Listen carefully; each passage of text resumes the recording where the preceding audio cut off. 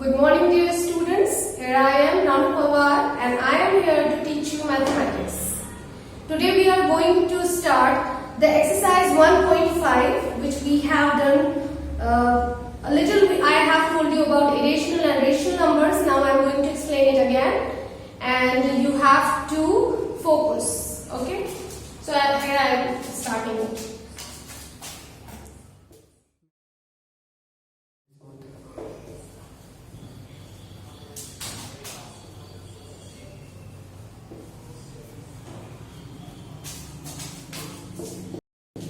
Irrational number, ये है rational number और ये है इरेशनल नंबर। देखिए रेशनल नंबर और इरेशनल नंबर को समझने का एक बहुत सिंपल तरीका है।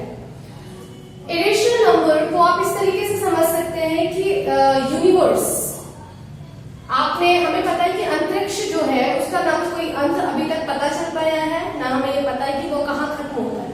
तो इसी तरीके से इरेशनल नंबर्स होते हैं, हमें नहीं पता कि वो कहाँ एंड अप होते हैं। जैसे कि कुछ एग्जाम्पल मैं आपको देती हूँ। जब आप किसी नंबर को डिवाइड करते हैं तो आपको इस तरह के रिपीटिंग आंसर्स मिलते हैं। तो आपको ये बात नहीं पता कि ये जो रिपीटिंग आंसर्स है कहाँ एंड अप हो रहे हैं, कभी एंड अप नहीं होते। तो इसी वजह से आप इसको इस तरह से इंक्लूड कर सकते हो कि जिस तरह से यूनिवर्स का कोई एंड नहीं होता, वैसे ही इन इरेशनल नंबर्स का भी कोई एंड नहीं होता। They are very consistent, continuously इसी नंबर्स पर क्या करते हैं, रिपीटेशन करते रहते हैं। ठीक है। और जो रेशनल नंबर होते हैं दे आर फिक्स्ड, ये फिक्स्ड डेसिमल एक्सपेंशंस को शो करते हैं और दे आर वेरी, आप अगर आपने कोई डिवाइड किया और आपको क्या मिला 1.23 मिला, तो ये किस तरह का डेसिमल एक्सपेंशन है, ये फिक्स्ड डेसिमल एक्सपेंशन है। इस डेसिमल एक्सपेंशन में आपको ये चीज पता है कि ये नंबर क्या है, यहीं पर एंड अप हो रहा है। ठीक है। तो ये किस तरह का नंबर है, ये रेशनल नंबर है। ठीक है। तो अब आपको इस एक्सरसाइज के लिए, because we are doing exercise 1.5, हम 1.5 एक्सरसाइज कर रहे हैं और 1.5 कुछ इंपॉर्टेंट क्वेश्चन जो मुझे लगता है मैं आपको वही समझाने वाली हूँ। ठीक है। तो उसके लिए आपको इन दोनों में डिफरेंस करना बहुत ज्यादा इंपॉर्टेंट है कि आपको ये पता हो कि ये एक्चुअल में क्या डिफरेंस है, क्या इरेशनल है क्या रेशनल है।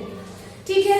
तो अब देखिए आपको इनका कॉम्बिनेशन पता होना चाहिए। जैसे कि अगर आप रेशनल नंबर में किसी इरेशनल नंबर को ऐड कर देते हैं या फिर इरेशनल में किसी रेशनल को ऐड कर देते हैं। ठीक है। कोई रेशनल नंबर है आपने या फिर इरेशनल है, आपने उसमें रेशनल को ऐड कर दिया या फिर इरेशनल को ऐड कर दिया या फिर रेशनल को ऐड कर दिया। ठीक है। अगर आपके पास पहले नंबर कोई रेशनल है और उसके बाद कोई इरेशनल नंबर है और इन दोनों को आपको जोड़ना है, तो आपको ये बात पता होनी चाहिए कि इस कॉम्बिनेशन को आप क्या बुलाते हैं, इरेशनल बुलाते हैं। किस यूनिवर्स में जब भी कोई स्टार या फिर कोई प्लैनेट ऐड होता है तो यूनिवर्स को उसके ऐड होने से कोई भी फर्क नहीं पड़ता। मतलब आप उसका अभी भी आप ये चीज फाइंड आउट नहीं कर पाओगे कि एक्चुअल में वो कितना है। ठीक है। वो अनडिफाइंड ही रहता है। इसी तरीके से जब इरेशनल नंबर रेशनल नंबर के साथ ऐड होता है तो इस आंसर का वैल्यू क्या रहता है, अनडिफाइंड ही रहता है। ये एक इरेशनल नंबर ही बनेगा। ठीक है। इसी तरीके से अगर इरेशनल पहले आ रहा है और रेशनल बाद में आ रहा है तो भी आंसर में कोई फर्क नहीं पड़ता, इसको आप इरेशनल नंबर ही कहेंगे। देखिए और एक और चीज है, 2 + √3 कभी भी 2√3 नहीं होता। You can't add them actually, आप इन्हें इस तरीके से नहीं लिख सकते। ठीक है। उसका रीजन क्या है, क्योंकि आपको एग्जैक्ट वैल्यू नहीं पता इसकी, आपको ये नहीं पता है कि एंड कहाँ हो रहा है, तो आप इसमें कुछ और जोड़ ही नहीं सकते। आप इसको ऐसा समझिए कि आपके पास एक बोरी है और आपको ये पता नहीं कि उसमें कितना आटा है। अगर मैं उसमें 1 गिलास आटा और डाल दूं तो क्या आपको ये पता चल जाएगा कि बोरी में कितना आटा बन गया।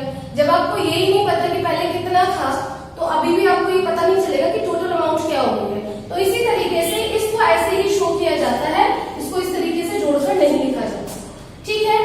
जब आप इनको माइनस करते हो तभी भी यही क्राइटेरिया रहता है। ठीक है। यूनिवर्स में से इतने सारे स्टार्स क्या होते हैं, टूटते हैं, इतने सारे प्लैनेट्स आगे बढ़ते हैं, जुड़ते हैं, तो उससे क्या होता है, क्या यूनिवर्स का एंड अभी भी पता चलता है, नहीं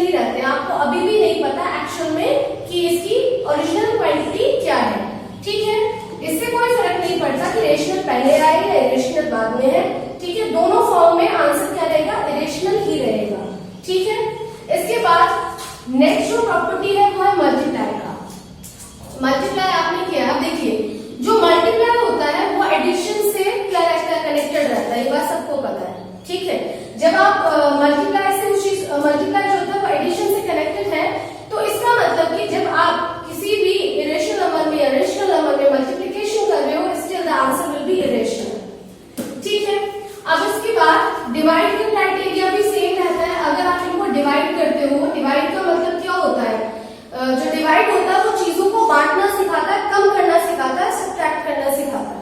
ठीक है, तो कम करना सिखाना, डिवाइड करना भी, तो डिवाइड करने से भी क्या होता है, आपका जो आंसर रहेगा उसका कोई फर्क नहीं पड़ता, वो अभी भी इरेशनल ही है। तो यहां से आपको एक कॉन्सेप्ट पता चला कि नंबर इरेशनल और रेशनल का कॉम्बिनेशन बाइनरी ऑपरेशंस में प्लस, माइनस, मल्टीप्लाई और डिवाइड, इन्हें बाइनरी ऑपरेशंस कहते हैं। इन चार ऑपरेशन में अगर आप रेशनल इरेशनल का कॉम्बिनेशन बनाते हैं तो वो हमेशा क्या रहता है, इरेशनल ही रहता है। ठीक है, अब इसके बाद हम क्या कर रहे हैं, एक्सरसाइज शुरू कर रहे हैं। ठीक, आपका जो एक्सरसाइज का फर्स्ट क्वेश्चन है आप वो देखिए। ठीक, आपका जो फर्स्ट क्वेश्चन है वो है classify the following numbers as rational और इरेशनल। आपको कुछ क्वेश्चन दिए हुए और आपको ये बताना है कि ये रेशनल है या इरेशनल है। ठीक है, तो क्वेश्चन नंबर 1 है आपका और आपका है 2 माइनस रूट 5। ठीक है, तो देखिए सबसे पहले तो आपको आइडेंटिफाई करना आना चाहिए कि कौन सा नंबर रेशनल होता है, कौन सा नंबर इरेशनल होता है। ये एक होल नंबर है तो ये क्या है, रेशनल है। ये कैसा नंबर है जो स्क्वायर रूट में क्या है, स्टक हो रखा है, फंसा हुआ है, ये पेयर बना के भी बाहर नहीं आ पाएगा, एक प्राइम नंबर है, इसके कोई पेयर नहीं होते। तो ये किस तरह का कॉन्सेप्ट शो कर रहा है, ये इरेशनल नंबर का कॉन्सेप्ट शो कर रहा है। तो जब एक इरेशनल में से एक इरेशनल माइनस होता है, आप इसको ऐसे भी शो कर सकते हो, इससे आपको ज्यादा नॉलेज भी बढ़ने वाला है।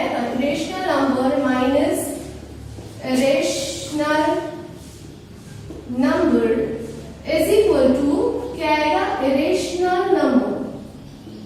इस तरीके से पहले आप क्या कर दीजिए, एक फॉर्मेट लिख दीजिए, उस फॉर्मेट के बाद आप यहाँ लिख दीजिए कि 2 minus root 5 is a irrational number.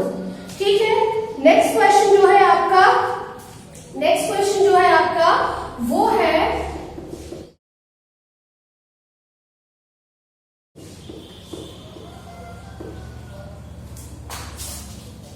3 plus root 23 minus under root 23। ठीक है, आपको ये दोनों ब्रैकेट में गिवन है और ये माइनस रूट 23 यहाँ पे लिखा है। तो सबसे पहले ब्रैकेट्स को सॉल्व करते हैं। देखिए रेशनल इरेशनल जुड़ने का कॉन्सेप्ट है नहीं, ऐसे ही रहने वाला है, तो ब्रैकेट हटेगा तो ये ऐसे ही रहेगा और यहाँ पे माइनस 23 आ जाएगा। ठीक है, अब इसके बाद देखिए रूट 23 और माइनस रूट 23 दोनों क्या हो गए, प्लस माइनस माइनस होते हैं, तो रूट 23 में से रूट 23 माइनस हो तो 0 आ गया। तो आपके पास क्या बचा है, केवल 3 बचा है। तो अब आप इसको क्या लिखेंगे, it is a rational number. अब यहाँ से आपको क्या, मैंने ये क्वेश्चन इसलिए किया है कि आपको ये बात पता चले कि हर चीज पे आपका ये कॉन्सेप्ट नहीं बैठने वाला है। इससे मतलब ऐसा नहीं होगा कि हर एक पे आपने रूल लिखा और आ गया आंसर। कुछ चीजों में हम आपको सिंप्लीफाई करने के लिए देंगे चीजों को। अगर आप सिंप्लीफाई कर रहे हैं और करने के बाद आपका कोई आंसर आ रहा है, आंसर को एनालाइज कीजिए कि आंसर रेशनल है या इरेशनल है। ठीक है, इसी तरीके से नेक्स्ट आपका जो क्वेश्चन है वो है आपका 2 रूट 7 अपॉन 7 रूट 7। ये आपका क्वेश्चन नंबर 3 है। ठीक है, अब देखिए इसको भी आप सॉल्व कर सकते हो। रूट 7 से रूट 7 कैंसिल होगा और आपका आंसर क्या आएगा, 2/7 आएगा। और फ्रैक्शंस जो होते हैं, ठीक है, वो क्या कहलाते हैं, रेशनल नंबर्स कहलाते हैं। तो इस क्राइटेरिया पे आप इसको क्या बोल सकते हो, रेशनल नंबर बोल सकते हो। लेकिन पहले आपको इसको इस तरह से सिंप्लीफाई करके शो करना पड़ेगा, कैंसिल आउट करके प्रॉपर दिखाना पड़ेगा। इसके बाद आपका नेक्स्ट कॉन्सेप्ट है 1/√2। ठीक है, तो 1/√2 को आप क्या कर सकते हैं, ये रेशनल नंबर है और ये इरेशनल है। मैंने आपसे कहा था कि जब भी ये डिवाइड करेंगे, फ्रैक्शन मतलब they are dividing each other. ठीक है, तो आप √2 से जब 1 को डिवाइड करेंगे तो ये कॉन्सेप्ट क्या कहलाएगा, ये भी इरेशनल नंबर का कॉन्सेप्ट है। ठीक, इसके बाद आपका आता है 2π। देखिए 2π में क्या है, पाई का वैल्यू वैसे 3.14 और 15 इस तरीके से एक इरेशनल फॉर्म। पाई की वैल्यू वैसे देखिए, पाई की जो वैल्यू होती है वो होती है 22/7।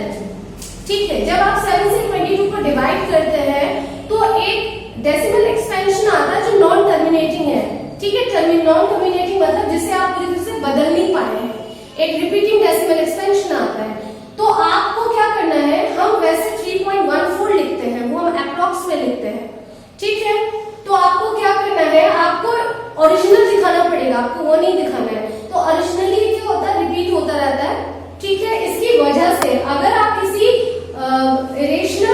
में आप इस इरेशनल की मल्टीप्लाई करोगे तो डेफिनेटली आंसर भी क्या रहेगा, रिपीटिंग ही रहेगा, इरेशनल ही रहेगा। तो नीचे आप लिख सकते हैं the product of 2 pi will B, आपको जरूरी आप मल्टीप्लाई तो कर ही नहीं सकते देखिए, क्योंकि आपको एंडिंग नहीं पता कहाँ पे खत्म हो रहा है, तो 12 जाना चाहिए था। ठीक है, तो आप डायरेक्टली यहाँ पे स्टेटमेंट लिख सकते हो कि 2 pi will be a irrational number, लेकिन आपको ये चीज शो करनी पड़ेगी कि ये क्या है, डेसिमल एक्सपेंशन एंड नहीं हो रहा है। ठीक है, तो आपका ये फर्स्ट क्वेश्चन एंड होता है यहाँ पे। ठीक है, इसके बाद हम करने वाले हैं question number 2, that is about simplification. ठीक है, आपको सिंप्लीफाई करना है चीजों को। सिंप्लीफाई करने में ये चीजें आपने एक में भी सीखी हुई है। सिंप्लीफाई करने में इन्होंने आपको 2 ब्रैकेट्स को मल्टीप्लाई करना सिखाया है। इस क्वेश्चन को स्टार्ट करने से पहले मैं आपको एक कॉन्सेप्ट बता देती हूँ मल्टीप्लाई में जो बहुत ज्यादा यूज होता है। देखिए, ये इंपॉर्टेंट चीज है जो आपको पता होनी चाहिए इस कॉन्सेप्ट को पढ़ने से पहले। ठीक है, जब भी 2 एक जैसे स्क्वायर रूट्स आपस में मल्टीप्लाई करते हैं तो वो हमेशा एक दूसरे की पावर को क्या करते हैं, वो एक नॉर्मल होल नंबर बना देते हैं। अब देखिए मैजिक कैसे हुआ, ये कोई मैजिक नहीं है, आपका कॉन्सेप्ट क्या होता है, देखो स्क्वायर रूट जो होता है वो हमेशा पावर 1/2 को शो करता है।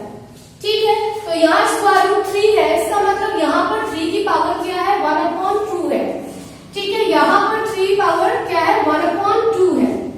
ठीक, अगर आप इस क्वेश्चन को आप सॉल्व करें तो आपने गेट में आइडेंटिटी पढ़ी है कि जब बेस सेम होते हैं तो पावर्स क्या हो जाती हैं, ऐड हो जाती हैं।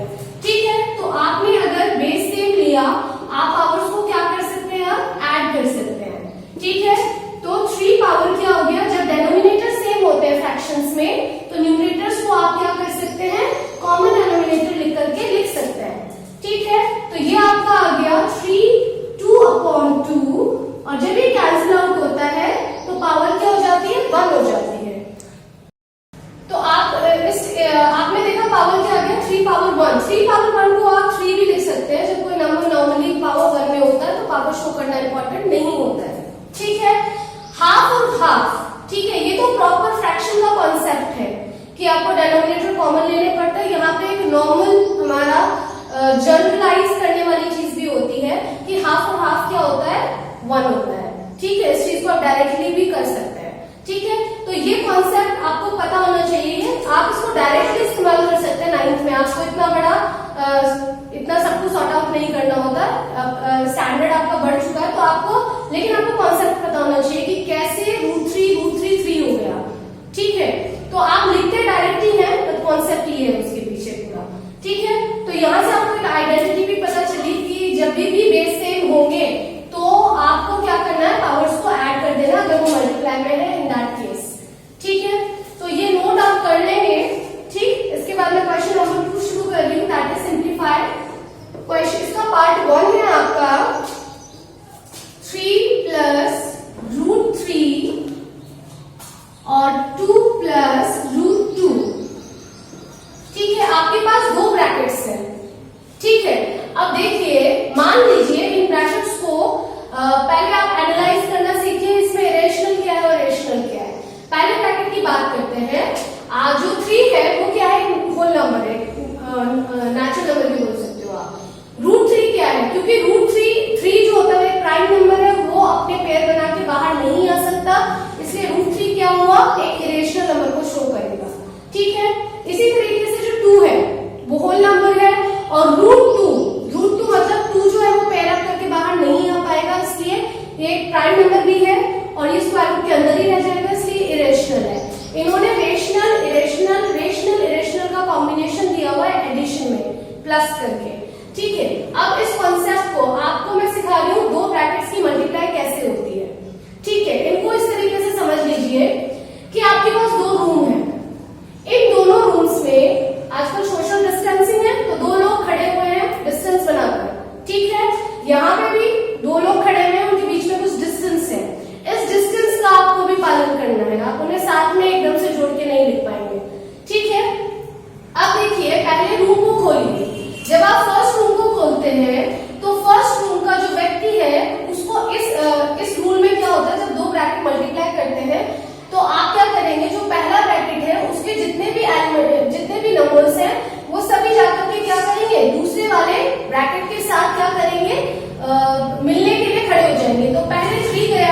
और 3 कहाँ खड़ा हो गया, जो दूसरा वाला रूम था उसके डोर पर खड़ा हो गया। ठीक है, दूसरा रूम है, इसके डोर पे ये 3 खड़ा हो गया। अब कौन बचा है, थोड़ा डिस्टेंस बनाया और दूसरा वाला जो डिजिट बचा था √3, वो भी क्या हो गया, दूसरे वाले रूम के डोर पर खड़ा हो गया है। ठीक है, इस चीज को ऐसे समझिए। अब देखिए ये डोर पर खड़े हो गए, इनको इन सबसे अब क्या करना है, मिलना है। ठीक है, तो पहले 3 किससे मिलेगा, जो पहले होता है उसी से पहले मिलते हैं। ठीक है, तो पहले 3 2 से मिलेगा। 2 से मिलने का मतलब ब्रैकेट्स में मतलब मल्टीप्लाई होता है मैथमेटिक्स में। ठीक है, तो 3 पहले किससे मल्टीप्लाई करेगा, 2 से मल्टीप्लाई करेगा, उसके बाद वो थोड़ा रुकेगा। ठीक है, फिर 3 किससे मल्टीप्लाई करेगा, √2 से मल्टीप्लाई करेगा। तो यहाँ पे 3 दोनों से मिल गया। अब आप थोड़ा सा रुकेंगे, मतलब प्लस का साइन आएगा। अब ये √3 किससे मल्टीप्लाई करेगा, पहले ये 2 से मल्टीप्लाई करेगा, प्लस प्लस आपको साइन की भी मल्टीप्लाई करनी होती है। √3 फिर किससे मल्टीप्लाई करेगा, √2 से मल्टीप्लाई करेगा।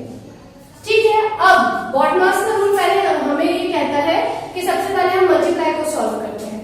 ठीक है, तो 3 2 जा 6 प्लस 3, जब भी रेशनल इरेशनल की मल्टीप्लाई होती है तो एक्चुअल में उन्हें साथ में लिख दिया जाता है। ठीक है, और यहाँ पे लिखने का तरीका ये होता है कि पहले आप रेशनल लिखते हो फिर इरेशनल लिखते हो। इसका रीजन ये है कि आप you don't want to confuse, आप कंफ्यूज नहीं होना चाहते हो, ना ही कंफ्यूज करना चाहते हो। अगर मैं इसे ऐसे लिखूं तो कभी कभी ऐसा हो सकता है कि जल्दबाजी में मैं स्क्वायर रूट के अंदर ही डाल दूं इसे, और वो क्या दिखाई देगा, 32 दिखाई देगा। तो इस कॉन्सेप्ट को थोड़ा सा ध्यान में रखिए, चीजें इजी बनाने के लिए ही पहले रेशनल को पहले लिखते हैं और इरेशनल को बाद में लिखा जाता है। अब देखिए √2 दोनों के दोनों स्क्वायर रूट्स में मल्टीप्लाई करके स्क्वायर रूट के अंदर आ जाएंगे। ठीक है, तो आपको क्या करना होता है, देखिए स्क्वायर रूट्स के बारे में आपने 8th में पढ़ा है, एक बेसिक कॉन्सेप्ट होता है स्क्वायर रूट्स का कि वो एडिशन और सब्ट्रैक्शन अपने जैसे के साथ ही करते हैं, किसी और के साथ नहीं।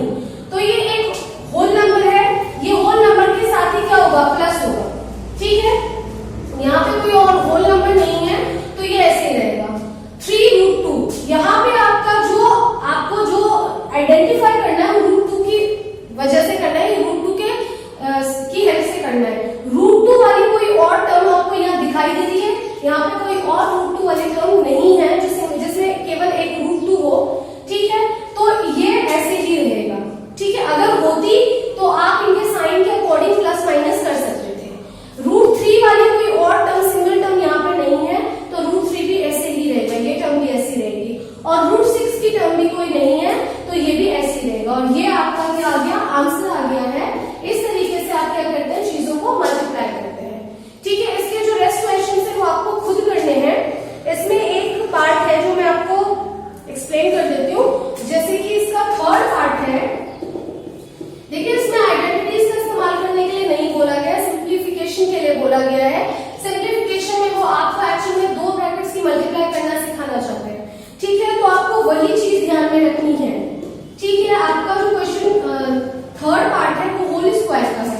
√5 plus √2 whole square. Whole square का मतलब होता है जब कोई टर्म कितनी बार आती है, 2 बार आती है। ठीक है,